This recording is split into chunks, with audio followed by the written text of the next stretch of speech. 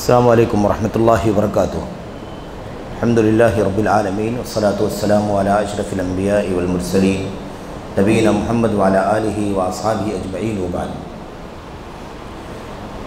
برادران اسلام، دینی بھائیوں، احباب، بزرگوں، نوجوان ساتھیوں،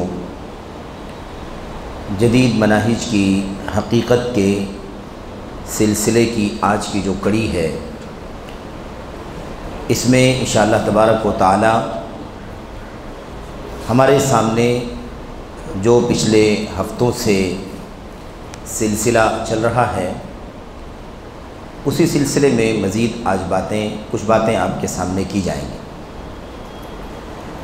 اس سے پہلے جو باتیں آپ کے سامنے آئی ہیں ان میں یہ بات تھی کہ کس طرح سے اللہ کے کلام، نبی کریم صلی اللہ علیہ وسلم کی سنت اور اسی طرح سے امت کے سلف صالحین کے راستے کے علاوہ بعض شخصیتیں، ایسے ہی بعض فرقے جن راہوں پر وہ چل رہے ہیں، وہ راستے نئے راستے ہیں، جن راستوں پر اللہ کے کلام، جن راستوں پر اللہ کے نبی صلی اللہ علیہ وسلم اور آپ کے صحابہ نہیں رہے، ان راستوں پر وہ چل رہے ہیں، اور اس سے کچھ مثالیں بھی آپ کے سامنے آئیں۔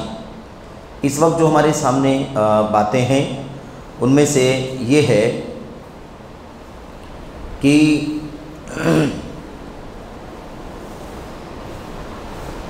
مصنف نے یہ بات بتائی تھی کہ اگر کوئی شخص واقعی سلفیت کی راہ پر چل رہا ہے تو اسے سلفی کہنے میں کوئی حرج نہیں، بلکہ ایک بہت اچھی نسبت ہے، بابرکت نسبت ہے، اور اس نسبت سے کسی کو اعتراض نہیں ہونا چاہیے، اور یہ نسبت صحیح نسبت ہے، درست نسبت ہے۔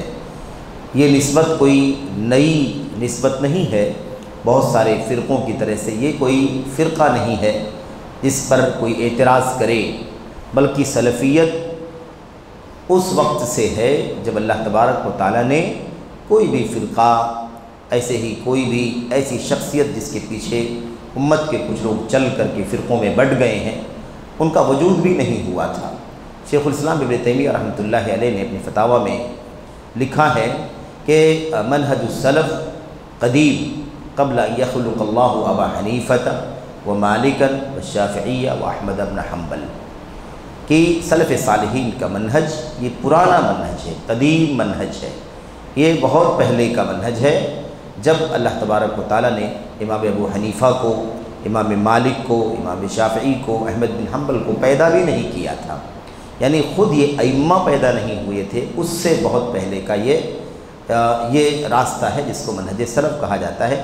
چاہے جائے کہ ان کے پیچھے چلنے والے، یا مثال کے طور پر ان کی تقلید کرنے والے، یا بلا دلیل اندھی تقلید کرتے ہوئے ان کی نسبتیں کرنے والے پیدا ہوئے، اور یہ ماحول امت کے اندر پیدا ہوا۔ بہرحال میرے بھائیوں، اسی ضمن میں شیخ نے یہ بات کہی تھی کہ بہت سارے ایسے فرقے ہیں جو اپنے آپ کو سلفی کہتے ہیں لیکن وہ سلفی نہیں ہیں، تو انہیں سلفی کہنے کا حق نہیں پہنچتا، اور ان کا سلفی کہنا غلط ہے۔ مثال کے طور پر شیخ نے کہا اشاعرہ کہتے ہیں کہ ہم اہل سنت و جماعت ہیں، جبکہ یہ صحیح نہیں ہے، کیونکہ وہ جس منہج پر قائم ہے وہ اہل سنت و جماعت کا منہج نہیں ہے۔ ایسے ہی اسی طرح سے معتزلہ اپنے آپ کو موحدین کہتے ہیں، جبکہ معتزلہ اپنے اس دعوے میں جھوٹے ہیں، وہ موحدین کی فہرست میں نہیں آتے، بلکہ ان کے اپنے عقائد ہیں، ان کے اپنے نظریات ہیں، ان کے اپنے طور طریقے ہیں جس پر وہ چل رہے ہیں۔ اس طرح سے مثال کے طور پر یہ فرقے، اب آپ دیکھیں کہ یہاں پر دو ہی فرقوں کا بطور مثال شیخ صالح فوزان نے ذکر کیا ہے، ایک اشاعرہ کا اور ایک معتزلہ کا۔ اشاعرہ کے سلسلے میں کچھ باتیں صفحہ نمبر 21 پر ہم لوگ پڑھ چکے ہیں کہ اشاعرہ کون ہے، کہاں سے شروعات ہوئی، ان کے عقائد کیا ہیں، نظریات کیا ہیں، وہ ساری باتیں آ چکی ہیں۔ اس وقت جو ہمیں پڑھنا ہے وہ معتزلہ کے بارے میں پڑھنا ہے۔ معتزلہ کیا ہے، یہ فرقہ کہاں سے نکلا، شروعات کہاں سے ہوئی، اور جو فکر معتزلہ کی تھی، گرچہ آج دنیا کے اندر معتزلہ کے نام سے کوئی فرقہ موجود نہیں ہے، لیکن اس فکر کے حاملین دنیا کے اندر مختلف شکلوں میں مختلف ناموں کے ساتھ موجود ہیں۔ اعتزالی فکر رکھنے والی شخصیتیں موجود ہیں، اعتزالی فکر رکھنے والے فرقے بھی موجود ہیں۔ آگے کسی سوال کے جواب میں شیخ صالح بن فوزان الفوزان کے شاگرد شیخ جمال فرحان الحارثی رحمۃ اللہ علیہ نے اس بات کو بھی بہت تفصیل سے لکھا ہے کہ لوگ کہتے ہیں کہ یہ سب جن فرقوں کے نام آپ لیتے ہیں ان فرقوں کے بارے میں آج بتانے کی کیا ضرورت ہے، یہ فرقے آج دنیا کے اندر نہیں ہیں، ناپید ہو چکے ہیں، تو ان کے بتانے کا کیا فائدہ ہے۔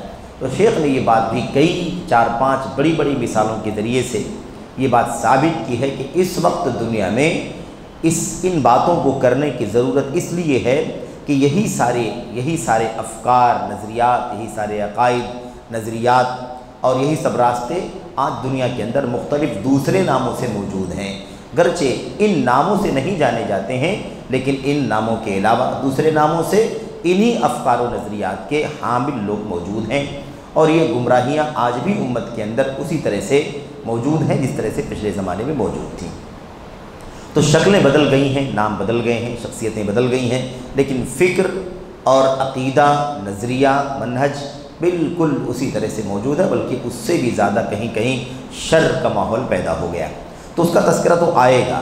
یہاں پر ابھی جو معتزلہ کی بات کہہ رہے ہیں کہ معتزلہ اپنے آپ کو موحدین کہتے ہیں، ابھی ہم یہ دیکھیں گے کہ معتزلہ فرقہ کیا ہے اور اس کے نظریات کیا ہیں، پھر ہمیں یہ بات سمجھ میں آ جائے گی کہ معتزلہ یا اعتزال جس کو ہم کہتے ہیں اس میں اصل گندگی کیا ہے، اور اس گندگی پر آج بھی بہت سارے لوگ چل رہے ہیں، دانستہ، ندانستہ، شعوری، غیر شعوری طور پر، ہمیں نہیں علم ہے اس کا، اللہ تبارک و تعالیٰ جانتا ہے، لیکن ہم ان کی کتابوں میں، ان کی تحریروں میں، ان کی دعوتوں میں، ان کی دعوتی سرگرمیوں میں ہم دیکھ رہے ہیں کہ اعتزال کی فکر موجود ہے۔ یہ انشاءاللہ تبارک و تعالیٰ ہمیں پڑھنا ہے۔ تو سب سے پہلی بات تو یہ ہے کہ معتزلہ اپنے آپ کو موحدین کہتے ہیں، تو معتزلہ کیا ہے؟ حاشیہ نمبر 2 پر لکھا ہے معتزلہ ایک بدعتی فرقہ ہے جو اموی دور خلافت کے اواخر میں پیدا ہوا۔ خلافت بنو امیہ کے اواخر میں یہ فرقہ وجود میں آیا اور عباسی دور خلافت میں پھلا پھولا، یعنی اس کا آغاز جو ہوا ہے، اس کی جو شروعات ہوئی ہے وہ دور امویہ، خلافت امویہ کے آخری ایام میں، اور اس کے بعد جب خلافت بنو عباسیہ کا آغاز ہوا تو اس دور میں اس کو کافی طاقت ملی، قوت ملی، پروان چڑھا یہ معتزلہ فرقہ۔ یہ فرقہ کیوں وجود میں آیا؟ اس فرقے کے پیچھے، وجود میں آنے کے پیچھے اصل راز کیا ہے؟ کیوں یہ فرقہ وجود میں کیسے آ گیا؟ کہتے ہیں یہ فرقہ بعض درآمد فلسفوں سے متاثر ہونے کے سبب، یعنی بعض فلسفیانہ باتیں اسلام کے اندر باہر سے آئیں، باہر سے اسلام کے اندر بعض فلسفی باتیں داخل ہوئیں، ان سے یہ لوگ متاثر ہو گئے، یہ لوگ کیا ہو گئے؟ ان سے متاثر ہو گئے، اور جب فلسفیانہ باتوں سے یا مثال کے طور پر فلسفوں سے متاثر ہو گئے تو متاثر ہونے کے بعد اب اسلامی عقیدے کو سمجھنے میں سب سے بڑا فساد جو آیا وہ آیا کہ وہ دلائل سے، نصوص سے، قرآن کریم کی آیات سے، اللہ کے نبی کی سنتوں سے اور کتاب و سنت کے دلائل کو جیسے اللہ کے نبی کے صحابہ نے، تابعین نے، تبع تابعین نے، امت کے اجلہ علماء نے سمجھا ہے، اس طرح سمجھنے کے بجائے ان باہر سے آئے ہوئے فلسفوں کے نتیجے میں جو ان کی فکر بنی، جو ان کا نظریہ بنا، اسی کی بنیاد پر اسلامی عقائد کو سمجھنا شروع کر دیا۔ تو اسلامی عقائد دلائل میں ہے، اسلامی عقائد نصوص میں ہے، اسلامی عقائد کا فہم اللہ کے نبی صلی اللہ علیہ وسلم کے صحابہ کی زندگیوں میں ہے، ان کی تعلیمات میں ہے، ان کی ہدایات میں ہے۔ تو بجائے اس کے کہ وہ اسلامی عقائد کو وہاں سے سمجھتے، ان لوگوں نے جو باہری فلسفوں سے متاثر ہوئے تھے اس اعتبار سے جو ان کے یہاں فکری گمراہیاں پیدا ہوئی تھیں، فکری انحراف پیدا ہوا تھا، اسی کی بنیاد پر اسلامی عقائد کو بھی سمجھنے کی کوشش کیا اور اسی اعتبار سے وہ سمجھتے رہے، اسی کو بنیاد بنا دیا، جس کے نتیجے میں وہ ایک الگ رخ پر چلے گئے۔ اس رخ کا نام اعتزال ہے، اس فکر کا نام اعتزال ہے، اور بطور فرقہ اس کو معتزلہ کہا جاتا ہے۔ بہرحال دیکھیے، تو کہتے ہیں کہ بعض درآمد فلسفوں سے متاثر ہونے کے سبب اسلامی عقیدے کو سمجھنے میں اپنی نری عقل و دانش پر اعتماد کرتا ہے۔ اور یہ دنیا کا سب سے پہلا فساد ہے۔ اللہ تبارک و تعالیٰ کی مخلوقات کا سب سے بڑا، کہ مخلوقات کے درمیان سب سے پہلا جرم جس کے ذریعے سے اللہ تبارک و تعالیٰ کی نافرمانی کی گئی ہے وہ یہی عقلانیت والی فکر ہے۔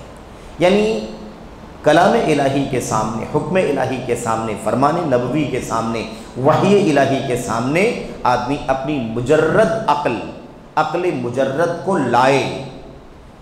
عقل مجرد اس لیے کہا جاتا ہے تاکہ وہ شریعت کا جو اصول ہے اس کے خلاف ہم نہ جائیں، کیونکہ عقل اللہ تبارک و تعالیٰ نے بلا شبہ اسی لیے دی ہے تاکہ ہم غور کریں، سوچیں، سمجھیں، اس کی مدد سے اللہ تبارک و تعالیٰ کے دین کی فہم حاصل کریں، اللہ تبارک و تعالیٰ کا مقصود اور اس کی مراد کو سمجھیں اور اس کے مطابق عمل کریں۔ اللہ نے اسی لیے ہمیں عطا فرمایا، اسی لیے ہم دیگر مخلوقات سے ممتاز ہیں، حیوانات سے ممتاز ہیں، اللہ تعالیٰ نے ہمیں یہ خصوصیت بخشی ہے۔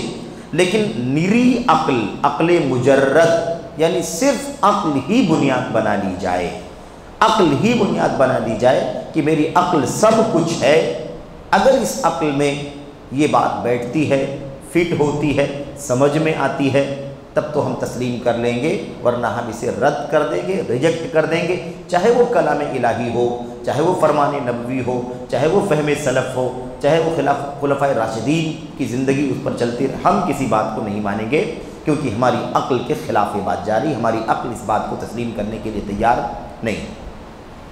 تو عقل مجرد اور کیا کہتے ہیں، نری عقل و دانش، یعنی مجرد صرف اور صرف اپنی عقل، دانائی، دانشوری، لاجک، دماغ اور اپنا ٹیلنٹ، اپنی ذہانت، فطانت، اس بنیاد پر ہی دین اسلام کو سمجھنے کا طریقہ۔ کہتے ہیں یہی عقل و دانش پر اعتماد کرتا ہے۔ اعتماد کس پر کرتا ہے؟ عقل و دانش پر۔ اصول کیا ہے؟ اعتماد اللہ کی کتاب پر ہے، اعتماد نبی کی سنت پر ہے، اعتماد صحابہ کی زندگی پر ہے۔ ہم اس عقل کا استعمال کر کے جو اللہ نے ایک نعمت عطا فرمائی ہے، اس کی مدد سے اس کو سمجھیں گے۔ لیکن اگر سمجھ میں نہ آئے کہیں تو کیا کریں گے؟ اپنی عقل کو خطا کار ٹھہرائیں گے، اپنی عقل کو ناقص ٹھہرائیں گے، اپنی عقل کو کچل دیں گے، اپنی عقل کو دبا دیں گے۔ ہم اللہ تبارک و تعالیٰ کے اس کلام پر، نبی کے اس فرمان پر عمل کرنا شروع کر دیں گے، چاہے ہماری عقل میں وہ بات آ رہی ہو یا نہ آ رہی ہو۔ یہ اصول ہے اللہ تبارک و تعالیٰ، کیونکہ ہماری عقلیں اصل نہیں ہیں، اصل اللہ کی کتاب ہے، اصل اللہ کا فرمان ہے، اللہ تبارک و تعالیٰ کا کلام اترا ہے، نبی کی سنت اتری ہے، اور اس میں کوئی نقص نہیں، اس میں کوئی عیب نہیں۔ اللہ تبارک و تعالیٰ کی طرف سے کوئی حکم و فرمان آیا ہے تو اس میں خلل کا ہرگز دور دور تک ایک ذرے کا کوئی تصور نہیں۔ تو ہماری عقلوں میں تو خلل ہے، کیونکہ مخلوق ہے، مخلوق ناقص ہے، مخلوق کی صلاحیتیں ناقص ہیں، مخلوق کی طاقتیں ناقص ہیں، مخلوق کی جو بھی انسانی بشری طور پر جو بھی قوہ جس کو کہتے ہیں، قوتیں اللہ تعالیٰ نے عطا فرمائی ہیں، وہ ناقص ہیں، کمزور ہیں۔ اللہ تبارک و تعالیٰ کی وحی کے مقابلے میں اس کی کیا حیثیت ہے؟ اگر سمجھ میں آتی ہے تو الحمدللہ، نہیں سمجھ میں آتی ہے تو بھی ہمیں آمنا و صدقنا کہنا چاہیے اور سمعنا و اطعنا کہہ کر کے اس پر عمل کرنا شروع کر دینا چاہیے۔ یہ ہے اصل میں اللہ تبارک و تعالیٰ کے دین کا مقصود، اس کی منشا، اور اللہ تبارک و تعالیٰ نے ہمیں جو دین عطا فرمایا ہے، عقل عطا فرمائی ہے، اس کا یہ اصول اور فلسفہ ہے۔ اس کے سوا ہم اگر کچھ کرتے ہیں تو گمراہی کا کوئی نہ کوئی دروازہ ضرور کھل جائے گا۔ تو یہاں پر کہتے ہیں اور یہی اس کی گمراہی اور اہل سنت و جماعت سے عقیدے سے انحراف کا بنیادی سبب ہے۔ تو معتزلہ کے اہل سنت والجماعت سے اعتراض، اختلاف اور الگ تھلگ ہونے کا جو بنیادی سبب وہ کیا ہے کہ معتزلہ اپنی عقل مجرد پر اعتماد کرتے ہیں، اس کے آگے وہ کچھ بھی نہیں سمجھتے، اپنی عقل کو کل سمجھتے ہیں، نہ اس کے سامنے اللہ کا کلام ہے، نہ اس کے سامنے نبی کا فرمان ہے، نہ اس کے سامنے کسی اور کی عقل ہے، کسی اور کی سمجھ ہے۔ ظاہر سی بات ہے کہ ہم لوگ آج 14 صدیوں کے بعد پیدا ہوئے ہیں، کوئی 10 صدی کے بعد، کوئی 8 صدی کے بعد، کوئی 4 صدی کے بعد، کوئی 2 صدی کے بعد، کوئی کچھ بھی کر ڈالے، لیکن جو طبقہ نبی محترم صلی اللہ علیہ وسلم کے سامنے صحابہ کرام کا تھا، اپنی آنکھوں سے قرآن کو اترتے ہوئے دیکھا، اپنے ماحول میں تھے، وہ جس ماحول میں قرآن کریم اترا، اس ماحول میں اس دین کو سنا، پڑھا، سمجھا، عمل کیا، ظاہر سی بات ہے کہ ان کی طرح سے ہماری عقلیں بھی کیسے ہو سکتی ہیں، ان کی طرح ہم کیوں کر سمجھ سکتے ہیں، ہم ان کی جیسا نہیں سمجھ سکتے ہیں، چاہے جائے کہ ان سے بڑھ کر کے سمجھنے کا کوئی نظریہ یا کوئی دعویٰ کرے۔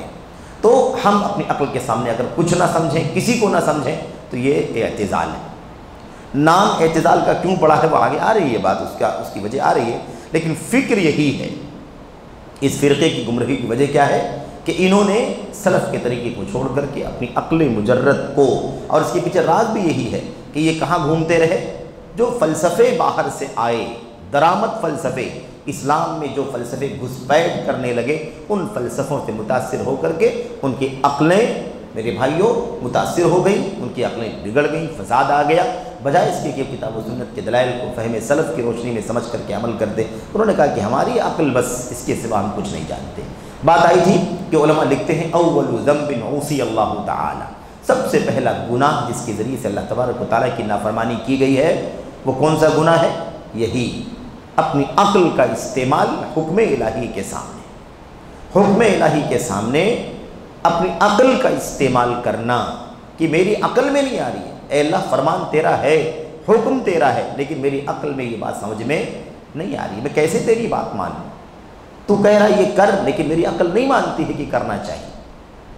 یہ کام سب سے پہلا، یہ جرم سب سے پہلا ہے جس کے ذریعے سے اللہ تبارک و تعالیٰ کی نافرمانی کی گئی، اور یہ کام ابلیس نے کیا تھا سب سے پہلے۔ تو یہ حکم الہی کے سامنے عقل مجرد کو پیش کرنا اور اس کی بنیاد پر حکم الہی کو ٹھکرا دینا، یہ جرم سب سے پہلے ابلیس نے کیا تھا جب اللہ تبارک و تعالیٰ نے میرے بھائیو آدم کو پیدا کر کے علیہ الصلوۃ والسلام کو انہیں سجدہ کرنے کا حکم دیا تھا۔ تو خلقتنی من نار وخلقتہ من طین، مجھے تو نے آگ سے پیدا کیا ہے اور ان کو مٹی سے پیدا کیا ہے، مٹی پست ہے اور آگ برتر ہے، اس لیے آگ مٹی کا سجدہ نہیں کر سکتا۔ حکم تیرا ضرور ہے، لیکن میری عقل یہ بات تسلیم کرنے کو تیار نہیں کہ میں اونچا ہوں، اونچا نیچے کا سجدہ کیسے کر سکتا ہے؟ جبکہ دین کیا کہتا ہے؟ دین یہ کہتا ہے کہ سب سے اوپر حکم الہی ہے، سب سے اوپر حکم شریعت ہے، سب سے اوپر فرمان رسول ہے۔ ہمیں اس سے کوئی مطلب نہیں ہے کہ یہ اونچا ہے کہ نیچا، اس سے بھی قطع نظر کہ یہ فلسفہ بھی غلط ہے، آگ افضل ہے مٹی سے، یہ بھی غلط ہے۔ علامہ ابن قیم نے اپنی کتاب کے اندر تقریباً 100 وجوہات لکھے ہیں جس سے ثابت ہوتا ہے کہ مٹی برتر ہے، آگ ابتر ہے، آگ پست ہے، مٹی اعلیٰ اور برتر ہے۔ اس کی تقریباً 100 سے زیادہ وجوہات لکھیں، پہلی وجہ، دوسری، تیسری، چوتھی، پانچویں، 10ویں، 20ویں، 30ویں، 40، 100 سے زیادہ وجوہات لکھیں۔ تو یہ بھی کیسے بھی قطع نظر، لیکن اگر فرض کرو کہ آگ واقعی مٹی سے افضل ہے، تو آگ جتنی افضل ہے مٹی سے، اس سے کئی گنا اللہ تبارک و تعالیٰ کا حکم اعلیٰ اور افضل ہے کہ حکم الہی کے سامنے ہمیں جانے کا کیا حق پہنچتا ہے؟ ہم اللہ تبارک و تعالیٰ پر ایمان رکھتے ہیں، ہم غلام ہیں، بندے ہیں، وہ خالق و مالک ہے، وہ معبود حقیقی ہے، ہمیں چاہیے کہ حکم الہی کے سامنے اپنی کوئی بھی بات نہ پیش کریں۔ آپ دیکھیے کتنی مثالیں، دیکھیے انبیاء علیہ الصلوۃ والسلام، حضرت آدم علیہ الصلوۃ والسلام، اللہ کا حکم یا آدم لبیک یا ربی و سعدی، پروردگار حاضر ہوں، میں حاضر ہوں، لبیک، سعادت ہے، شرف ہے، اے اللہ حکم ہو، کیا ہو رہا، کیا کہنے، کیا کرنا ہے مجھے۔ کتنی مثالیں، فرشتے، اللہ تبارک و تعالیٰ کا حکم ہو تو پورے آسمانوں میں ایک زلزلہ طاری ہو جائے، کوئی فیصلہ اللہ تبارک و تعالیٰ کا آئے تو بالکل ایسے لگتا تھا میرے بھائیوں کہ کسی چٹان پر ایک بھاری بھرکم زنجیر پٹکی جا رہی ہو، ایسے پوری جھنجھناہٹ کا ماحول پیدا ہو جاتا ہے جب حکم الہی صادر ہوتا ہے۔ تو آپ سوچیں کہ یہ اللہ تبارک و تعالیٰ کا نظام ہے۔ بہرحال یہاں پر یہ نقطہ یاد رکھنا ہے کہ یہ بہت خطرناک چیز ہے۔ گمراہی کی بنیاد کہاں سے شروع ہوئی ہے؟ مخلوقات میں یہیں سے۔ سب سے پہلا گناہ اللہ تبارک و تعالیٰ کی جناب میں جو کیا گیا وہ حکم الہی کے سامنے عقل مجرد کو پیش کرنے کا گناہ تھا۔ اور آپ دیکھیں گے کہ گمراہی کے جتنے بھی راستے ہیں ان تمام راستوں میں یہ جرم کار فرما ہے، یہ جرم کار فرما ہے۔ جو کام کرتا ہے وہ سوچتا ہے کہ بس اس سے اچھا کچھ بھی نہیں۔ تو اللہ تبارک و تعالیٰ نے جو اتارا، نبی نے جو فرمایا وہ اچھا ہے، ہماری عقلوں میں وہ بیٹھے تو اچھا الحمدللہ، اور نہیں بیٹھے تب بھی وہی اولیٰ اور وہی افضل ہے۔ یہ اصل میں اس سے ہٹنے والا اپنی عقل کو ضرور دخل دیتا ہے، کوئی بھی فرقہ ہو، کوئی بھی شخصیت ہو، کوئی بھی دھڑا ہو، کوئی بھی حزب ہو، کوئی بھی شخصیت ہو، اس سے قطع نظر۔ تو یہاں پر دیکھیں کہ گمراہی کے اور اہل سنت والجماعت کے عقیدے سے انحراف کا بنیادی سبب یہی ہے۔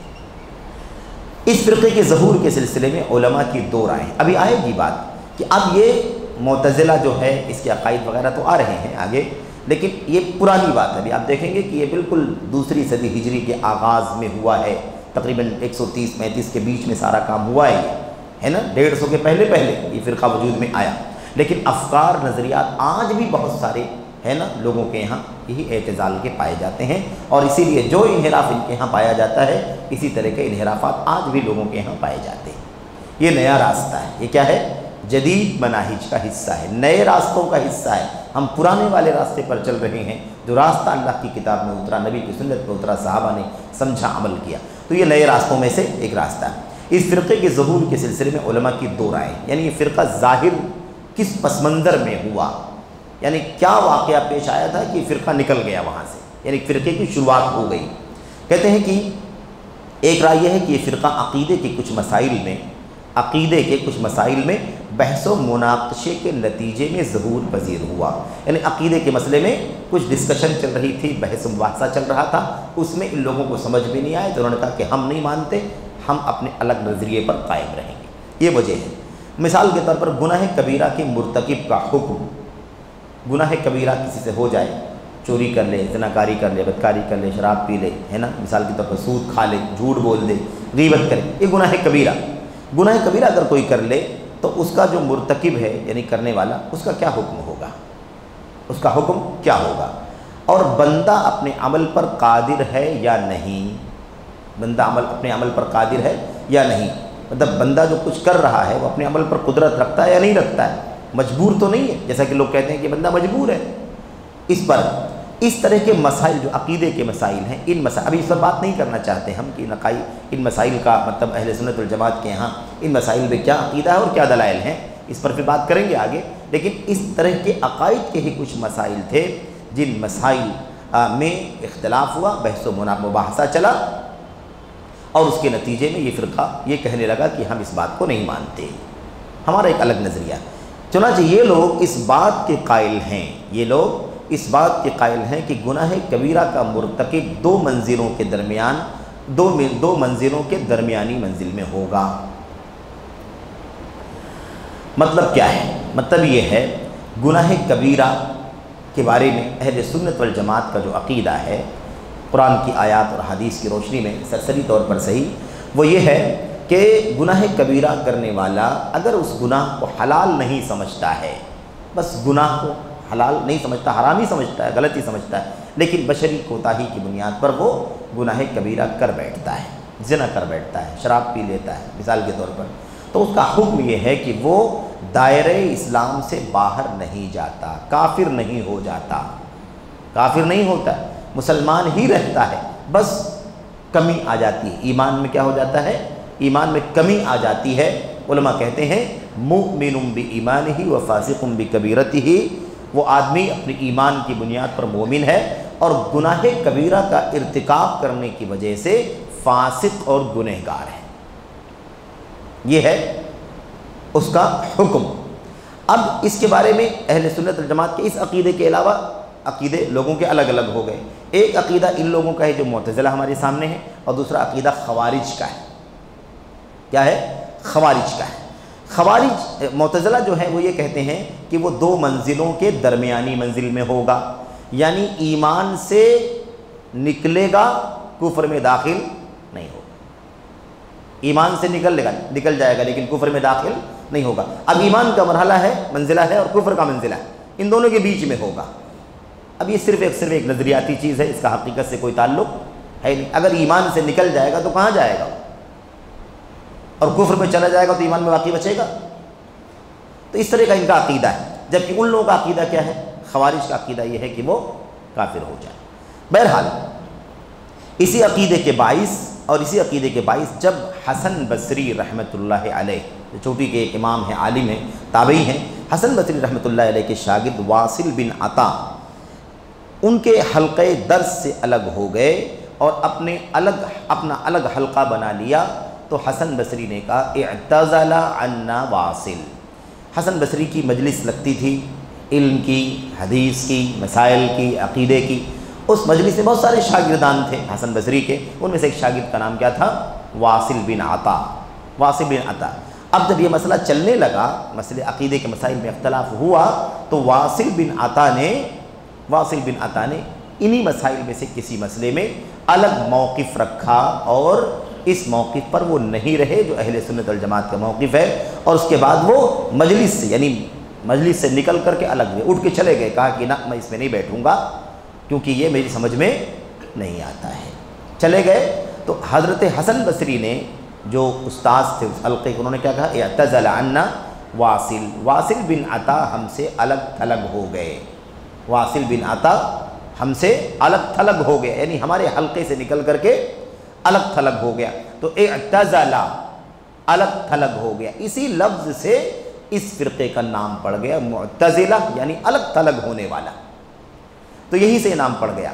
پھر انہوں نے کیا ہوا، یا ایک بات تو یہ ہے اس وجہ سے یا تو ان کو معتزلہ کہا گیا، اور یا تو یہ وجہ ہے کہ انہوں نے مرتکب کبیرہ سے الگ تھلگ ہونے اور اس کا بائیکاٹ کرنے کو واجب قرار دیا، یعنی یا تو حسن بصری کا یہ کہنا کہ اعتزل عنا واصل، واصل ہم سے اعتزال کر گیا، الگ ہو گیا، اور یا تو یہ وجہ ہے معتزلہ نام پڑھنے کی دوسری وجہ، مطلب اسی کے ضمن میں دوسری وجہ کہ واصل بن عطا کا نظریہ یہ تھا کہ جو بھی گناہ کبیرہ کرنے والا ہے ہم اس سے قطع تعلق کر لیں گے، الگ تھلگ ہو جائیں گے، سمجھ رہے ہیں نا؟ اس بنیاد پر اس کا نام کیا پڑ گیا؟ معتزلہ، یعنی الگ تھلگ ہونے والا فرقہ۔ تو کہا کہ واجب ہے، جو گناہ کبیرہ کر دے گا ہم اس سے بالکل الگ تھلگ ہو جائیں گے، اور اس کا بائیکاٹ کرنا واجب ہے۔ اب اس کے ساتھ مسلمان، چونکہ مسلمان رہ نہیں گیا، اس ایمان سے تو نکل گیا، کفر میں داخل ہوا یا نہیں ہوا، لیکن ایمان سے نکل گیا، اس لیے ہم اس کا بائیکاٹ کریں گے، اس کے ساتھ میں نہیں رہیں گے۔ یہیں سے ان کا ظہور ہوا اور ان کا نام معتزلہ پڑا۔ ایک وجہ تو یہ ہے۔ دوسری رائے یہ ہے کہ ان لوگوں کا ظہور سیاسی بنیادوں پر ہوا ہے، یعنی ایک تو بنیاد یہ سمجھ میں آتی ہے کہ علمی بنیاد ہے، اور دوسری بات کیا ہے؟ سیاسی بنیاد پر یہ فرقہ وجود میں آیا۔ کیا وجہ تھی؟ کہتے ہیں اس طور پر کہ یہ علی رضی اللہ تعالیٰ عنہ کے شیعان تھے، حضرت علی رضی اللہ تعالیٰ عنہ کے شیعان تھے، یعنی ان کی گروپ کے لوگ تھے، ان کے حمایتی تھے، ان کی جماعت کے لوگ تھے۔ جب حسن رضی اللہ تعالیٰ عنہ نے معاویہ رضی اللہ تعالیٰ عنہ کے لیے تنازل کیا ہے نا، جو مطلب صلح بین المسلمین، بین فئتین عظیمتین من المسلمین، حضرت حسن اور حضرت معاویہ کے میں جب معاملہ اختلاف کا ہوا تو حضرت حسن رضی اللہ تعالیٰ عنہ نے میرے بھائیوں تنازل کر لیا، اور ذمہ داری مطلب ولایت جو ہے، حکومت جو ہے وہ معاویہ کے حوالے کر دی رضی اللہ تعالیٰ عنہ۔ تو یہ لوگ ان سے الگ تھلگ ہو گئے۔ کن سے الگ تھلگ ہو گئے؟ حضرت حسن، حضرت علی کے بیٹے صاحبزادے حضرت حسن سے الگ تھلگ ہو گئے، یا پھر علی اور معاویہ دونوں فریقوں سے الگ تھلگ ہو گئے، یعنی یہ تو کہا کہ آپ نے صلح کر لی ہے اس لیے ہم آپ کا ساتھ نہیں دے پائیں گے، الگ ہو گئے، اور یہ کہا کہ ہم، یا تو یہ کہا کہ ہمارا کسی سے کوئی تعلق نہیں، نہ حضرت حسن سے نہ حضرت معاویہ سے، دونوں سے الگ تھلگ ہو گئے، اس لیے اس فرقے کو معتزلہ کہا گیا۔ تو بہرحال معتزلہ فرقہ ہے یہ، اور اس کے ظہور کے یہ دو اسباب بیان کیے جاتے ہیں۔ بہرحال آئیے سرسری طور پر دیکھیں کہ ان کا عقیدہ کیا ہے۔ معتزلہ کے ایک لیکن پہلی راہ کہتے ہیں، لیکن پہلی راہ واقعی صورتحال کے موافق ہے اور وہی راج ہے، یعنی دونوں باتیں بیان کی جاتی ہیں، لیکن زیادہ قریبی بات یہ ہے کہ یہ لوگ حضرت حسن بصری رحمۃ اللہ علیہ کی مجلس سے واصل بن عطا کے الگ ہونے کی وجہ سے اس فرقے کا نام معتزلہ پڑا، یہ زیادہ قریبی بات ہے۔ معتزلہ کے ایک مستقل فرقے کے طور، اب یہاں تو خالی وہ الگ ہوئے تھے، لیکن اس کے بعد دھیرے دھیرے ان کا اپنے ساتھ، ان کے ساتھ لوگوں کا جمع ہونا ہے نا، اس فکر کے ساتھ جڑنا، اور فکر کے ساتھ جڑنے کے ساتھ ساتھ ایک مستقل دھیرے دھیرے فرقے کی شکل اختیار کر لینا، یہ معاملہ کب ہوا؟ کہتے ہیں کہ معتزلہ کے ایک مستقل فرقے کے طور پر باقاعدہ وجود سے پہلے کچھ دینی و فکری اختلافات اور بحث و مناقشے جاری تھے جو اس فرقے کے باقاعدہ وجود کا پیش خیمہ ثابت ہوئے۔ یعنی کیا مطلب یہ ہے کہ یہ تو وہ واقعہ ہے جس واقعے میں وہ ایک مسئلے میں اختلاف ہوا اور وہ مجلس سے نکل کر کے چلے گئے، یہاں سے نام تو معتزلہ پڑا، لیکن اتنی ہی بات نہیں ہے، اس واقعے سے پہلے بھی بہت سارے عقائد کے مسائل میں آپس میں مناقشہ، جھگڑا، بحث، مناظرہ ہے نا، وہ ایسا کہتے ہیں، یہ ایسا کہتے ہیں، وہ ایسا کہتے ہیں، اس طرح سے ان کا اختلاف کئی ایک مسائل میں تھا۔ اس کے بعد یہ ایک نقطہ ایسا پیش آیا کہ یہ اٹھ کر کے الگ ہو گئے، تو ایک الگ فرقے کی شکل بننے کا آغاز وہاں سے ہو گیا۔ کیا تھے وہ مسائل جن مسائل میں عقیدے کے کئی ان دونوں میں، ان لوگوں میں اختلاف چل رہا تھا؟ نمبر ایک، پہلی بات تو یہ ہے، انسان مطلق طور پر آزاد اور خود مختار ہے اور اپنے افعال کا خالق ہے۔ اب دیکھا آپ نے یہ مسئلہ، ایک بہت بڑا مسئلہ یہ بھی ہے، انسان مطلق طور پر آزاد ہے، خود مختار ہے، وہی اپنے افعال کا خالق ہے۔ ہم جو کچھ کرتے ہیں کرنے والے تو ہیں، لیکن ان افعال کا پیدا کرنے والا کون ہے؟ تبارک و تعالیٰ۔ افعال کا خالق اللہ تبارک و تعالیٰ۔ ہم خالق نہیں ہو سکتے ہیں، ہم عامل ہو سکتے ہیں، کیونکہ اللہ تعالیٰ نے ہمیں عمل کا اختیار دیا ہے، لیکن خلق کا اختیار نہیں ہے۔ پیدا کرنے والا اللہ تبارک و تعالیٰ ہے۔ واللہ خلقکم وما تعملون، اللہ نے تم کو پیدا کیا ہے اور تمہارے اعمال کو پیدا کیا ہے، جو تم کرتے ہو عمل وہ بھی پیدا کس نے کیا؟ اللہ تبارک و تعالیٰ۔ تو ان کا نظریہ کیا تھا؟ انسان مطلق طور پر یعنی بلا کسی کنڈیشن کے پورے طور پر کیا ہے؟ آزاد ہے اور خود مختار ہے، اس کو اپنے کام کا اختیار ہے، کوئی کسی کی پابندی میں نہیں ہے۔ وہی اپنے افعال کا خالق، یعنی اپنے کاموں کو وہ خود پیدا کرتا ہے، جو کام کرتا ہے اس کا پیدا کرنے والا بھی وہی ہے۔ یہ بات کس نے کہی ہے؟ یہ بات معبد جوہنی نے کہی، جس نے عبد الرحمن بن اشعث وغیرہ کے ساتھ مل کر خلیفہ عبد الملک بن مروان کے خلاف عالم بغاوت بھی بلند کیا، اور چنانچہ اسے 80 ہجری میں حجاج بن یوسف نے قتل کروا دیا۔ یعنی ایسے کئی ایک مسائل میں اختلاف پیدا ہوا، ٹکراؤ ہوا، کچھ ایکشن ری ایکشن ہوئے، ہے نا، کیا نام ہے، عمل رد عمل پیش آیا۔ پھر اس کے بعد یہ صورت پیش آئی کہ ایک مجلس میں یہ الگ تھلگ ہو گئے، اٹھ کے الگ ہو گئے۔ کیسے پہلے مسائل چلتے تھے، آپس میں بحث ہوتی تھی، مناقشہ ہوتا تھا، لیکن الگ تھلگ ہونے والا معاملہ نہیں تھا۔ جب اٹھ کر کے الگ ہو گئے تو ان کے حمایتی بھی الگ ہوتے چلے گئے، پھر ایک فرقے کی شکل اختیار کر گیا یہ معاملہ۔ تو دیکھا آپ نے کہ یہ جو عبد الرحمن بن اشعث وغیرہ کے ساتھ مل کر کے اس آدمی نے کیا کیا تھا؟ خلیفہ وقت عبد الملک بن مروان کے خلاف جھنڈا بھی، بغاوت کا جھنڈا بھی اٹھایا تھا۔ آپ سوچئے کہ یہ انحراف کتنا خطرناک ہوتا ہے۔ صرف اس عقل مجرد پر اعتماد کرنے کی وجہ سے آدمی صرف نظریات تک نہیں رہتا ہے، بلکہ ری ایکشن تک بھی جاتا ہے، رد فعل تک بھی، رد عمل تک بھی جاتا ہے۔ اور آپ دیکھیے کہ اسی نتیجے میں سن 80 ہجری میں اس کا قتل ہوا، کیونکہ اس نے خلیفہ وقت کے خلاف جھنڈا بغاوت کا اٹھایا۔ تو یہ معاملہ آج کا نہیں ہے کہ عقلانی فکر والوں نے آج بغاوت کا جھنڈا اٹھاتے ہیں، یہ آج لوگوں کو اکساتے ہیں، آج لوگوں کو مسلمانوں حکمرانوں کے خلاف بھڑکاتے ہیں، یا عام مسلمانوں کے بارے میں یہ کہتے ہیں کہ یہ مسلمان نہیں ہے، جاہلی سماج ہے، جاہلی معاشرہ ہے، تکفیر کرتے۔ یہ معاملہ آج کا نہیں ہے، دیکھیں اس کی جڑ پر ہم بات کر رہے ہیں۔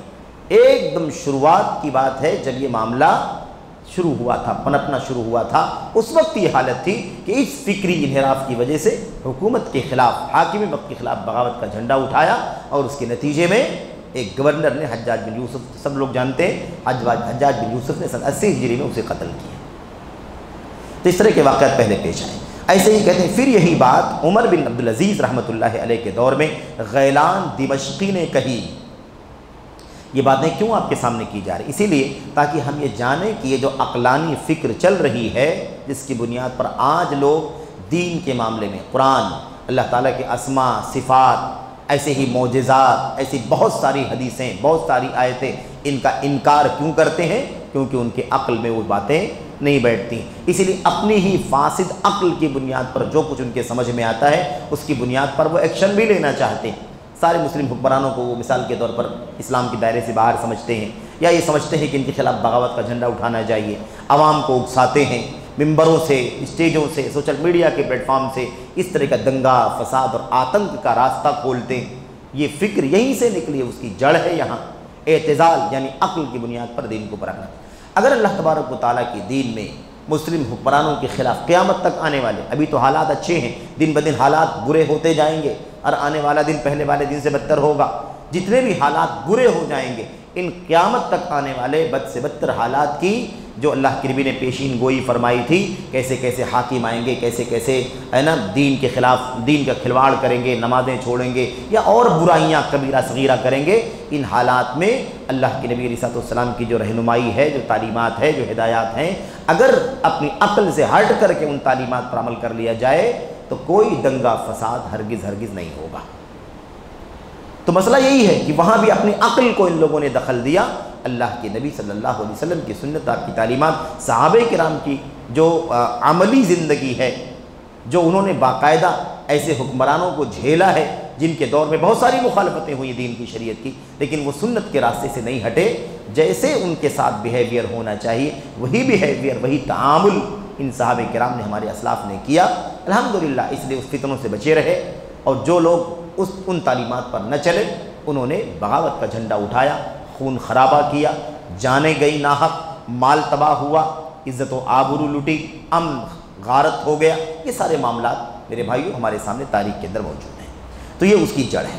دوسرا عقیدہ کیا تھا جس میں پھر یہی بات عمر بن عبدالعزیز کے دور میں غیلان دمشقی نے کہی، کیا یہی بات میرے بھائیوں جو اس کا نظریہ تھا، جس کا تذکرہ آپ کے سامنے ہوا، معبد جوہنی کا نظریہ، معبد جوہنی والی بات ہی یہ غیلان دمشقی نے کہی عمر بن عبدالعزیز کے زمانے میں، اور اسے بھی ہشام بن عبد الملک نے میرے بھائیوں قتل کیا۔ نمبر 2، عقیدہ خلق قرآن اور صفات الہی کا انکار۔ اس پر بھی کافی جھگڑے، کافی بحث چل رہی تھی، ہے نا پہلے، اس کے بعد یہ الگ ہونے کا اور فرقے کی شکل اختیار کرنے کا موڑ آیا۔ کیا ہے یہ؟ خلق قرآن، یعنی قرآن کریم کو مخلوق سمجھنے کا عقیدہ۔ قرآن کریم کو مخلوق سمجھنے کا عقیدہ ہے کہ قرآن کریم مخلوق نہیں ہے، قرآن کریم اللہ کا کلام ہے، ایک ایک حرف ہے، ایک ایک لفظ ہے، آیت ہے، پورا اللہ تبارک و تعالیٰ کا کلام ہے۔ ہاں، جس انک سے لکھا گیا ہے وہ انک مخلوق ہے، جس کاغذ پر لکھا گیا ہے وہ کاغذ مخلوق ہے، اور لکھنے کا جو پروسیس ہے وہ مخلوق ہے۔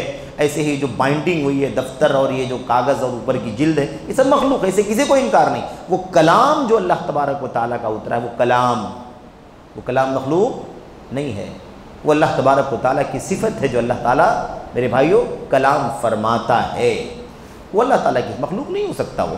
تو عقیدہ خلق قرآن اور صفات الہی کا انکار، یہ مسئلہ بھی بڑا پیچیدہ تھا۔ یہ بات جہم بن صفوان نے کہی، جہم بن صفوان نے کہی۔ یہ بہت خطرناک نام ہے تاریخ کا میرے بھائیوں، میرے دوستو۔ جہم بن صفوان تاریخ کا بدترین نام ہے، کیونکہ یہ جڑ ہے اللہ تبارک و تعالیٰ کے اسماء و صفات کے انکار کی۔ اللہ تبارک و تعالیٰ کے اسماء و صفات میں انحراف کی جڑ ہے جہم بن صفوان۔ یہ بات اس نے کہی تھی کہ قرآن مخلوق ہے، اور اللہ تعالیٰ کی بہت سارے صفات کا اس نے انکار کیا، اور وجہ کیا تھی بھائی؟ ہماری عقل میں یہ باتیں نہیں بیٹھتی، جس کے نتیجے میں اسے سالم بن احوز نے سن 128 ہجری میں مرو میں قتل کیا۔ سمجھ رہے ہیں نا؟ یہ فکرہ کہاں تھا اسماء و صفات کے انکار کا، قرآن کریم کو مخلوق سمجھنے کا؟ یہ جہم بن صفوان کا عقیدہ تھا، جہم بن صفوان نے شروع کیا تھا، اسی لیے آج بھی اس فرقے کو جہمیہ کہتے ہیں۔ لیکن آپ دیکھ رہے ہیں کہ 128 میں قتل کر دیا گیا۔ اس کو آگے بڑھانے والا، اس عقیدے کو، اس نظریے کو بیان کر آگے بڑھانے والا، اس کو پرمان چڑھانے والا اس کا شاگرد ہے جس کا نام جعد بن درہم ہے۔ لیکن کسی فرقے کا نام جعدیہ نہیں ہے، فرقے کا نام جہمیہ ہے، کیونکہ اصل بانی کون ہے اس نظریے کا؟ یہ جہم بن صفوان ہے۔ تو 128 ہجری میں مرو میں اسے قتل کیا۔ اسی طرح جعد بن درہم نے بھی اللہ کی صفات کا انکار کیا، جس کے نتیجے میں گورنر کوفہ کے گورنر خالد بن عبداللہ القصری نے اسے عید الاضحیٰ کی نماز کے بعد قتل کیا۔ یہ وہ دور تھا جب مسلم حکمران موجود تھے، علم رکھتے تھے دین کا، شریعت کا، اصولوں کا، عقیدوں کا، منہج کا، اسماء و صفات کا علم رکھتے تھے، علماء تھے بڑے بڑے جو رہنمائی کرتے تھے۔ تو یہ دیکھیے ابن القیم رحمۃ اللہ علیہ لکھتے ہیں، خلاصہ کلام یہ ہے، اس کا ترجمہ آگے لکھا ہوا ہے کہ خالد بن عبداللہ قصری نے، جو اس وقت کوفہ کے گورنر تھے، انہوں نے ان کے پیر اور پیشوا، ان کے یہی عقلانیوں کے، دین و شریعت، اسماء و صفات، ان سب کو اپنی عقل کی بنیاد پر سمجھنا۔ جب عقل سے ہی سمجھنا ہے تو قرآن اتارنے کی کیا ضرورت تھی، سنت کی کیا ضرورت ہے، صحابہ کرام کی سیرت کی کیا ضرورت ہے؟ اللہ تبارک و تعالیٰ آزاد چھوڑ دیتا نا کہ جاؤ اپنی مرضی سے، جیسا جیسے سمجھ میں آئے ویسے عمل کرو۔ تو آپ بتائیے کہ دنیا میں کتنی آبادی ہے، لاکھوں کروڑوں اربوں خربوں لوگ ہیں، ہر آدمی اپنی عقل سے کیا کیا سمجھے گا؟ ہم پابند ہیں اللہ تبارک و تعالیٰ کی کتاب کی، نبی کی سنت کے اور صحابہ کرام کی سمجھ کے۔ تو خالد بن عبداللہ قسری نے ان کے پیر اور پیشوا جعد بن درہم کو ذبح کر ڈالا، قتل کر دیا، اور اللہ کے سب سے بڑے عید کے دن خطبے سے فارغ ہو کر فرمایا، یعنی عید الاضحیٰ کا دن تھا، اور خلیفہ وقت نے، حاکم وقت نے ممبر پر خطبہ دیا، عید کی نماز پڑھائی، خطبہ دیا، اور خطبہ دینے کے بعد ممبر سے اترے تو اس وقت انہوں نے کیا کہا؟ انہوں نے کہا اے لوگو قربانی کرو، اللہ تمہاری قربانیاں قبول فرمائے، کیونکہ میں جعد بن درہم کی قربانی کروں گا، یعنی جعد بن درہم کو یعنی سزا دیتے ہوئے کیا کروں گا؟ قتل کروں گا، اس لیے کہ اس کا کہنا ہے، وجہ دیکھو، وجہ اس لیے کہ اس کا کہنا ہے کہ نہ اللہ تعالیٰ نے ابراہیم علیہ السلام کو دوست بنایا ہے، نہ موسیٰ علیہ السلام سے اللہ نے بات کی ہے۔ میرے بھائیو، اتخذ اللہ ابراہیم خلیلا، اللہ نے ابراہیم علیہ السلام کو اپنا جگری دوست بنایا، وکلم اللہ موسیٰ تکلیما، اللہ تعالیٰ نے موسیٰ علیہ السلام سے کلام فرمایا، بات کی۔ لیکن مسئلہ یہ ہے کہ اس عقیدے کو نہیں مانتے، کیونکہ ان کی عقل میں نہیں بیٹھتا، اللہ بات کیسے کرے گا، اللہ دوست کیسے بنا سکتا ہے؟ سمجھ رہے ہیں نا؟ اس لیے اس کا انکار، خلت کا انکار، کلام کا انکار، نہ موسیٰ علیہ السلام سے بات کی۔ اللہ تعالیٰ جعد بن درہم کی باتوں سے بہت بلند و برتر ہے، یعنی جعد بن درہم عیب لگا رہا اللہ تبارک و تعالیٰ پر کہ اللہ نے بات نہیں کی، اللہ نے دوست نہیں بنایا۔ اللہ تبارک و تعالیٰ کی ذات سے بہت بلند ہے، اس کی سمجھ میں آئے چاہے نہ سمجھ میں آئے۔ پھر اترے اور اسے قتل کر ڈالا، ذبح کر ڈالا۔ مسلمانوں نے ان کی اس کوشش کی خوب قدردانی کی، بہت سراہا۔ اللہ تعالیٰ ان پر رحم فرمائے اور ان کی اس کوشش کو قبول فرمائے۔ یہ علامہ ابن القیم رحمۃ اللہ علیہ نے اپنی کتاب مدارج السالکین میں لکھا ہے، کئی جگہوں پر لکھا ہے، مدارج السالکین میں، صواعق مرسلہ میں، ایسے ہی طریق الہجرتین، باب السعد، سب کئی کتابوں میں اس چیز کو لکھا، اور مشہور واقعہ ہے تاریخ کا۔ تو میرے بھائیوں، یہ دیکھیں کہ اسماء و صفات کا بھی انکار صرف عقل مجرد کی بنیاد پر سب سے پہلے کس نے کیا ہے؟ یہ جہم بن صفوان اور جعد بن درہم۔ اب یہاں پر دیکھیے، اس کے بعد معتزلہ واصل بن عطا یعنی سن 80 ہجری سے 131 ہجری، 80 ہجری سے یعنی 80 میں پیدائش ہوئی، 130 میں اس کی وفات۔ واصل بن عطا کے ہاتھوں ایک مکمل فرقے کے طور پر ظاہر ہوئے۔ یہ دو تین مسائل پہلے پیش آئے تھے، آپس میں بحث چلتی تھی، لیکن الگ تھلگ ہونے کا معاملہ نہیں پیش آیا تھا۔ اس کے بعد جب حسن بصری رحمۃ اللہ علیہ کی مجلس درس سے واصل بن عطا الگ تھلگ ہو گئے اپنے نظریوں کو لے کر کے، تو وہیں سے ایک فرقے کی شکل یہ اختیار کر گیا۔ کہتے ہیں کہ اور عباسی دور خلافت مامون کے زمانے میں، خلافت بنو عباسیہ کی مامون کے زمانے میں معتزلہ کی بہت زیادہ پذیرائی ہوئی، اصل میں کیا ہے کہ عقلانیت جو ہے نا، عقل اور اپنی لاجک، اپنی دانشوری، یہ بہت خطرناک چیز ہے، کیونکہ اس میں دنیا کے میدان میں، دنیاوی فیلڈوں میں تو کافی لوگ ترقی کرتے ہیں اپنے عقلوں کا استعمال کر کے۔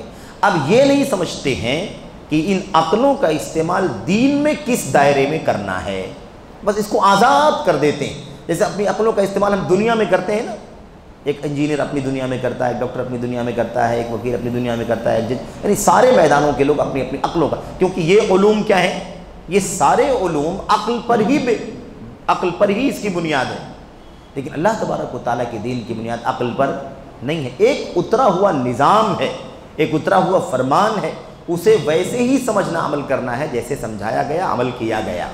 ہمیں پیچھے جا کر کے دیکھ لینا ہے عمل کیسے کیا گیا، پیچھے جا کر کے دیکھ لینا ہے کہ اس کو سمجھا کیسے گیا۔ لیکن لوگوں نے اس کو کیا کر دیا؟ اپنی عقل کو جسے دنیا کے سارے میدانوں میں داخل کیا، ایسے اللہ کے دین میں بھی داخل کر دیا۔ اس لیے یہ بڑا خطرناک مسئلہ ہے۔ تو پذیرائی ملتی ہے نا، عقلانیت کی پذیرائی ہمیشہ ہوتی۔ اسی نتیجے میں کہتے ہیں، اور اسی کے نتیجے میں امام احمد بن حنبل رحمۃ اللہ علیہ، امام اہل سنہ، فتنہ خلق قرآن یعنی قرآن کریم کی مخلوق منوانے والا فتنہ جو تھا، اس سے دو چار ہوئے۔ اب وہ کہتے تھے کہ قرآن جو ہے وہ اللہ کی مخلوق ہے، اور امام احمد بن حنبل کہتے تھے کہ نہیں، بالکل نہیں، قرآن کریم کو اللہ تبارک و تعالیٰ کی مخلوق کیسے کہا جا سکتا ہے؟ وہ اللہ کا کلام ہے، کلام اللہ کی صفت ہے، تو اللہ نے اپنی صفت کو پیدا تھوڑی نہ کیا، وہ اس کی صفت ہے، اس کی خوبی ہے، اور اللہ تبارک و تعالیٰ کی کوئی صفت مخلوق کیسے ہو سکتی ہے؟ وہ تو خالق ہے۔ تو بہرحال اس لیے دو چار ہو، جس کے نتیجے میں بالترتیب 3 خلفاء، آپ دیکھیے ہمارے اسلاف کی قربانیاں دیکھو، امام احمد بن حنبل رحمۃ اللہ علیہ، امام احمد امام اہل السنہ جن کو کہا جاتا ہے، 3 خلفاء مامون، معتصم اور واسق، ان تینوں کے زمانوں میں حد درجہ ظلم سے دو چار ہوئی، مارا گیا، قید و بند کی صعوبتیں برداشت کرنی پڑی، اور ایسی ایسی تکلیفیں، ایسی ایسی اذیتیں دی گئیں کہ انسان اسے سن کر کے میرے بھائیوں برداشت نہیں کر سکتا، اس قدر سزائیں دی گئیں۔ لیکن بہرحال کسی بھی صورت میں امام احمد بن حنبل نے اس بدعت کا اقرار نہیں کیا۔ بدعت ہے کہ نہیں بدعت ہے؟ یہ قرآن کریم اللہ کی صفت ہے، اللہ کا کلام ہے، اسے اگر مخلوق مانا جائے تو یہ بدعت ہے کہ نہیں؟ ایک نئی چیز ہے دین اسلام کے اندر، تو اس بدعت کا کبھی بھی امام احمد بن حنبل نے اقرار نہیں کیا، یہاں تک کہ جب 232 ہجری میں 232 ہجری میں متوکل خلیفہ ہوئے تو انہوں نے اہل سنت اور بالخصوص امام احمد بن حنبل رحمۃ اللہ علیہ کی مدد کی، حمایت کی، اور اس طرح 14 سالہ معتزلہ کے جبر و تسلط اور آمرانہ طور پر اپنے باطل عقائد کو منوانے کا دور ختم ہوا۔ یعنی گویا کہ 14 سال تک ان 3 خلفاء کے زمانے میں امام احمد بن حنبل کو سخت اذیتیں دی گئیں، سخت سزائیں دی گئیں، یہاں تک کہ متوکل کا جب دور آیا تو الحمدللہ یہ ظلم ختم ہوا، اور متوکل اہل سنت والجماعت کے بڑے سپورٹر اور حمایتی تھے، اور وہاں سے الحمدللہ یہ فتنہ ٹلا، ختم ہوا۔ اس کے بعد سن 334 ہجری میں فارس میں 334 ہجری میں فارس میں بنو بوئے، اور یہ بھی بہت زیادہ باطل اور فاسد عقائد سے بھرا ہوا طبقہ ہے۔ بنو بوئے جو گزرے ہیں نا، یہ ان کے ہاں گندے عقائد کی بھرمار ہے۔ یہ جو آپ سنتے ہیں دیکھتے ہیں نا میرے بھائیو، یہ محرم کے موقع پر حضرت علی رضی اللہ تعالیٰ، حضرت کیا کہتے ہیں عاشورہ کے موقع پر جو تعزیہ داری ہے مثال کے طور پر، یا اس کے علاوہ کالے کپڑے ہیں اور جھنڈے ہیں، اور اس کے علاوہ خلفائے ثلاثہ کو گالیاں دینے کا مسئلہ، یہ سارا کام بنو بوئے کا ہے۔ یہ بنو بوئے سن 334 ہجری میں فارس میں بنو بوئے کی شیعہ دور حکومت میں شیعہ اور معتزلہ کے درمیان تعلقات مضبوط ہونے کے سبب اس حکومت نے معتزلہ کو بہت بڑھاوا دیا، اور یہ تاریخ ہے میرے بھائیوں، تاریخ ہے کہ حکومتیں جن فرقوں کا سپورٹ کرتی ہیں، ظاہر سی بات ہے کہ ان کو پھر بڑھنے سے کوئی روک نہیں سکتا، تیزی کے ساتھ وہ بڑھ جاتی ہیں۔ پھر تو کہتے ہیں کہ معتزلہ کو بہت بڑھاوا دیا، یہاں تک کہ اپنے دور میں معتزلہ کے امام قاضی عبد الجبار کو 360 میں رئی کا قاضی مقرر کیا گیا۔ دیکھا آپ نے، بنو بوئے نے 360 ہجری میں کس کو قاضی بنایا؟ ایک معتزلی کو قاضی عبد الجبار کو قاضی بنا دیا۔ اب آپ بتائیے کہ اگر کسی ملک کا قاضی ہی معتزلہ کے عقیدے پر چلنے والا ہو، وہ دین و شریعت کے فیصلے اپنی عقل کی بنیاد پر کرتا ہو، تو اس کا کیا اجر ہوگا؟ قاضی بنا دیے گا، جج۔ اس کے بعد مستقل فرقے کی حیثیت سے اس فرقے کا وجود تقریباً ختم ہو گیا، البتہ افکار و نظریات کہیں نہ کہیں بعض شیعہ فرقوں کے یہاں موجود رہے۔ سمجھ رہے ہیں نا، یہ چیز ہوئی۔ اب معتزلہ کے چند موٹے اصول کیا ہیں؟ اور آپ دیکھیں گے تو حیران ہو جائیں گے کہ اصولوں کا نام کتنا پیارا ہے۔ وہ نام قرآن کا ہے، نام سنت کا ہے، نام بہت زیادہ محبوب نام ہے، لیکن اصطلاحات ان کی، عقیدے ان کے، اس کا مطلب وہ کیا سمجھتے ہیں اپنے یہاں، یہ سراسر گمراہی پر مبنی۔ جزوی اختلافات کے ساتھ معتزلہ کے یہاں 5 متفقہ اصول ہیں۔ نمبر 1، پہلا اصول ہے توحید۔ تو پھر کیا چاہیے؟ توحید تو نجات کا ذریعہ ہے، توحید۔ لیکن ان کی توحید آپ دیکھیے، توحید کا مطلب کیا ہوتا ہے، اور اس توحید کو بہتوں نے بدنام کیا میرے بھائی، 1-2 لوگوں نے نہیں، بہتوں نے بدنام کیا۔ صوفیہ کی توحید الگ ہے کہ نہیں؟ حکومت بنانے کی بات کرنے والوں کی توحید الگ ہے، اور ایسے ہی ان کی توحید دیکھ، تو توحید کو بہت سارے لوگوں نے استعمال کیا، اس لیے ناموں سے نہیں، عقیدوں سے، اصولوں سے تعلق ہے، اور اس کی بنیاد پر فیصلہ کیا جائے گا۔ اب اسی توحید کی بنیاد پر معتزلہ اپنے آپ کو کیا کہتے ہیں؟ موحدین کہتے ہیں۔ آئی نا بات شروع میں کہ معتزلہ اپنے آپ کو موحدین کہتے ہیں، لیکن توحید پر ہے ہی نہیں۔ جس توحید کی دعوت اللہ تبارک و تعالیٰ کے تمام انبیاء نے دی، نوح علیہ السلام سے لے کر کے آخری نبی تک، یہ توحید ان کے ہاں نہیں ہے، یہ الگ نام ہے۔ توحید کا نام وہی ہے، توحید کی اصطلاح الگ معنی میں ان کے ہاں استعمال ہوتی ہے، لیکن تو اسی لیے اب یہ اپنے موحدین کہتے ہیں، لیکن توحید کے اس عقیدے پر نہیں ہے جو عقیدہ اللہ کی کتاب میں، اللہ کے نبی کی سنت میں توحید کا ہونا چاہیے۔ دیکھیے توحید ان کے ہاں کس معنی میں ہے۔ نمبر 1، توحید یعنی اللہ تعالیٰ مثل اور شبیہ سے پاک ہے، ٹھیک ہے، اتنی بات تو ٹھیک ہے کہ اللہ تعالیٰ مثل سے اور شبیہ سے پاک، اللہ کے جیسا کوئی نہیں اور اللہ سے ملتا جلتا کوئی نہیں۔ اللہ کا دیدار محال ہے، یہ کہاں سے لے کر آئے؟ دنیا میں اللہ تبارک و تعالیٰ کا دیدار محال ہے، لیکن آخرت میں اللہ تبارک و تعالیٰ کا دیدار ایمان والے کریں گے۔ ذات کے علاوہ صفات کوئی چیز نہیں ہے، صرف اللہ کی ذات، صفات خالی۔ تو جب اللہ تبارک و تعالیٰ کی ذات ماننے کے بعد اس کو صفات سے خالی کر دیا جائے گا تو یہ نقص ہے یا خوبی اللہ تبارک و تعالیٰ کی؟ نقص ہے کہ نہیں نقص ہے؟ اس کا مطلب کوئی طاقت ہی نہیں ہے، خالی بس ایک جیسے پتھر ہو نا، نعوذ باللہ، اس کو کوئی طاقت نہیں، کوئی خوبی نہیں، کوئی صلاحیت نہیں، کچھ نہیں۔ یہ ان کی توحید ہے۔ یہ کیا ہے؟ ان کی توحید ہے۔ ذات کے علاوہ صفات کوئی چیز نہیں ہے۔ اچھا کیوں ایسا؟ آپ سوچتے ہوں گے ایسا کیوں کہ بس ذات آپ مانتے، صفات کیوں نہیں مانتے؟ بولے صفات مانیں گے تو مشابہت لازم آئے گی۔ علم ہے اللہ تعالیٰ کو، اس کا مطلب پھر تو بندوں کو بھی تو علم، بولتا ہے، کلام کرتا ہے، بندے بھی کلام کرتے ہیں، تو کہتے ہیں اگر صفات مانیں گے تو بندوں سے مشابہت لازم آئے گی۔ تو جب ذات ماننے پر مخلوقات کی مشابہت لازم نہیں آتی ہے تو صفات ماننے سے کیوں لازم آئے گی؟ جیسے ذات اللہ کی ویسی ہے جیسے اللہ کی ذات ہے، جیسے اس کی شان ہے، ہماری طرح کسی مخلوق کی طرح اللہ کی ذات نہیں، بالکل الگ، اس کی شان سب سے اعلیٰ بالا ہے، جیسے وہ اس کے لائق، ایسے اللہ کی صفات بھی جو ہے مان لو، جیسے اللہ کی شان ہے ویسے اس کی صفات ہے۔ ناموں سے کیا فرق پڑتا ہے؟ اب اللہ تبارک و تعالیٰ علیم ہے، سمیع ہے، بصیر ہے، ہم بھی علیم ہیں، سمیع ہیں، بصیر ہیں۔ اللہ نے ہم کو بھی علم والا، سننے والا، دیکھنے والا بنایا، لیکن کیا اللہ کی طرح علم والے ہیں؟ کیا اللہ کی طرح سننے والے ہیں؟ کیا اللہ کی طرح دیکھنے والے نہیں ہیں؟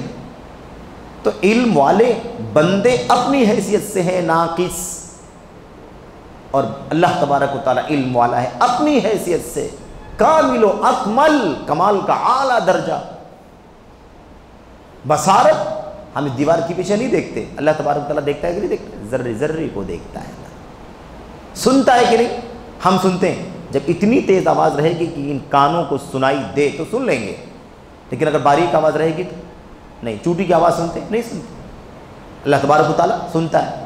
یعنی گھروں میں کتنی باتیں ہو رہی ہوں گی، ہم سنتے ہیں نہیں سنتے ہیں؟ اللہ تبارک و تعالیٰ سنتا ہے کہ نہیں سنتا ہے؟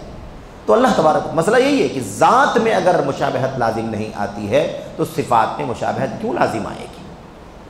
جیسے ہم ذات کو مانتے ہیں، صفات کو ہی ماننا چاہیے، لیکن ان لوگوں کی سمجھ میں نہیں آئی بات۔ کیوں؟ اس لیے کہ اپنی عقل کو بنیاد بنایا ہے نا۔ اگر صحابہ سلف کس طریقے پر چلتے تو یہ گمراہی کبھی ان کے پاس نہیں آتی۔ تو صفات کوئی چیز نہیں ہے، اور اسی انکار صفات کے نتیجے میں، جب انکار صفات ہے، ان کے یہاں صفات مانتے ہی نہیں ہیں، تو اسی نتیجے میں اللہ کے کلام کا انکار اور قرآن کریم کو مخلوق ماننے کی بدعت بھی ان کے یہاں آ گئی۔ کلام مانتے ہی نہیں، صفت مانتے ہی نہیں، تو کلام کیسے مانیں گے؟ کلام بھی صفت ہے، اس لیے کہا مخلوق۔ قرآن کو کہاں لے جاتے؟ صفت میں نہیں مانتے ہیں تو قرآن کریم کو کہاں لے جائیں گے؟ قرآن اللہ ہی کا تو کلام ہے، تو کہہ دیا کہ وہ کیا ہے؟ مخلوق ہے، اللہ نے پیدا کر دیا، نعوذ باللہ۔ بہرحال یہ ہے۔ ایسے دوسرے دیکھو، دوسرا کیا ہے؟ اصول عادل۔ اب عادل کتنی بڑی چیز ہے اسلام کے اندر، لیکن عدل کا معنی ان کے یہاں دیکھو کیا ہے۔ عدل کا معنی اللہ تعالیٰ، یعنی اللہ تعالیٰ بندوں کے افعال کا خالق نہیں ہے۔ اللہ تعالیٰ بندوں کے افعال کا خالق نہیں ہے، یہ نہیں مانتے، بلکہ بندے اپنی قدرت سے اوامر و نواہی انجام دیتے ہیں۔ جن باتوں کو، جن کاموں کو کرتے ہیں وہ، جن باتوں کو نہیں کرتے ہیں وہ، یہ سب بندے اپنی طاقت کی بنیاد پر کرتے ہیں۔ یہ چیز اللہ کے ارادہ کونیہ اور ارادہ شرعیہ کے درمیان خلط کے سبب ہے۔ یہ ایک اصول ہے عقیدے کا، ارادہ اللہ تبارک و تعالیٰ کا۔ اب ارادے کی دو قسمیں ہیں، ایک کائناتی طور پر اللہ تبارک و تعالیٰ کی چاہت ہے، اور ایک ہے نا شرعی طور پر اللہ تبارک و تعالیٰ کی چاہت ہے۔ آئے گی بات انشاءاللہ، تو پڑھیں گے اس کو۔ اس کے دلائل دونوں کے الگ الگ ہیں، ارادہ شرعیہ کیا ہے، ارادہ دینیہ کیا ہے، اور ارادہ شرعیہ دینیہ کیا ہے، ارادہ کونیہ کیا ہے، اس کے درمیان فرق کیا ہے۔ چونکہ اب یہ لوگ نہیں سمجھتے ہیں کہ ارادے کی دونوں الگ الگ شکلیں ہیں، یہ کونیہ ہے اور یہ شرعیہ ہے، دونوں کو مکس کر دیں گے تو یہ گمراہی آ جائے گی۔ ایسے تیسرا کیا ہے ان کے یہاں اصول، وعد اور وعید۔ وعد اور وعید، وعد اور وعید کا مطلب کیا ہوتا ہے؟ نیکیوں پر، اچھائیوں پر اچھے انجام کا وعدہ، اور گناہوں پر سزاؤں کی دھمکی۔ وعد اور وعید کا مطلب یہی ہوتا ہے، یعنی اللہ تبارک و تعالیٰ نیک کار کو نیک بدلہ اور بدکار کو برا بدلہ دے گا، اور گناہ کبیرہ کے مرتکب کی توبہ کے بغیر بخشش نہ ہوگی۔ گناہ کبیرہ کے مرتکب کی توبے کے بغیر بخشش نہیں ہوگی۔ یہ ان کا وعد و وعید کے بارے میں عقیدہ ہے۔ چوتھا، منزلہ بین المنزلتین، اس کے بارے میں بات آ چکی ہے، یعنی گناہ کبیرہ کا مرتکب ایمان اور کفر کے درمیانی منزل میں ہے، ایمان اور کفر کے بیچ والے منزل میں ہے، نہ کافر ہے نہ مومن، نہ کافر ہے نہ مومن۔ یہ معتزلہ کے پیشوا واصل بن عطا کا فکرہ ہے۔ واصل بن عطا نے یہ بات کہی تھی، وہیں سے اس کی شروعات ہوئی۔ آخری بات نمبر 5، امر بالمعروف اور نہی عن المنکر، یہ بھی ان کے ہاں ایک اصول ہے، یعنی مسلمانوں پر حسب استطاعت بھلائی کا حکم دینا اور برائی سے روکنا واجب ہے، زبان و بیان والے پر زبان و بیان کے ذریعے، عالم پر علم کے ذریعے، سیف و سنان والے پر سیف و سنان کے ذریعے، یعنی ہتھیار والے پر ہتھیار کے ذریعے۔ ان کا کہنا ہے، اس کا خلاصہ یہ ہے کہ اگر مسلم حکمراں خلاف ورزی اور حق سے انحراف کا شکار ہو تو اس کے خلاف بغاوت کرنا واجب ہے۔ اسی بغاوت والے نظریے کے نام پر انہوں نے ایک اصول امر بالمعروف اور نہی عن المنکر بنایا ہے، اور دنیا سے لینا دینا نہیں ہے، یہی نقطہ بس، یہی اس کے لیے انہوں نے امر بالمعروف اور نہی عن المنکر۔ بہرحال الحمدللہ علماء اسلام اور ائمہ سنت نے معتزلہ کے عقلانی شبہات کی بےخونی اور ان کے افکار و عقائد کو مٹانے میں کوئی کسر نہ چھوڑی، بالخصوص امام ابو الحسن اشعری توبہ کرنے کے بعد۔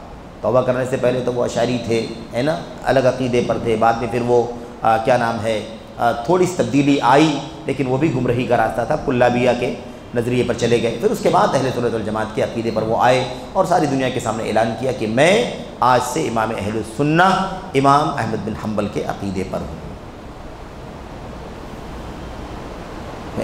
اچھا، ایسے ہی امام احمد بن حنبل اور شیخ الاسلام ابن تیمیہ رحمۃ اللہ علیہ، ابن القیم اور دیگر بعد کے علماء ان لوگوں کے بارے میں ہمیشہ لکھتے رہے، ان کی بدعقیدگیوں کو کھولتے رہے۔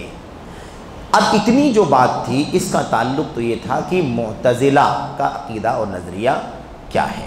اب آگے جو ہم انشاءاللہ پڑھنا ہے اگلے والے سیشن میں، وہ یہ ہے کہ اس دور میں اعتزال والی فکر پائی جاتی ہے، اس کے ایک دو نمونے۔ اعتزالی فکر یعنی عقل کو بنیاد بنانا شریعت کے سامنے، اور اس نتیجے پر عقیدے کا فساد، اسماء و صفات کا بگاڑ، شریعت کا بگاڑ، نظریات کا بگاڑ، ہے نا، یہ اس کی مثالیں انشاءاللہ تبارک و تعالیٰ آئیں گی۔ تو اللہ سے دعا کرتے ہیں کہ اللہ تبارک و تعالیٰ ہمیں اعتزال سے، اشعریت سے اور ہر طرح کی گمراہی سے اللہ تبارک و تعالیٰ بچائے، ہمیں اللہ کی دین کو، اللہ کی کتاب، نبی کی سنت اور صحابہ، تابعین، تبع تابعین کے فہم کے مطابق اللہ تعالیٰ سمجھنے کی توفیق عطا فرمائے۔ آمین رب العالمین۔ صلی اللہ وسلم وبارک علی نبینا محمد وعلی آلہ وصحبہ اجمعین۔ السلام علیکم ورحمۃ اللہ وبرکاتہ۔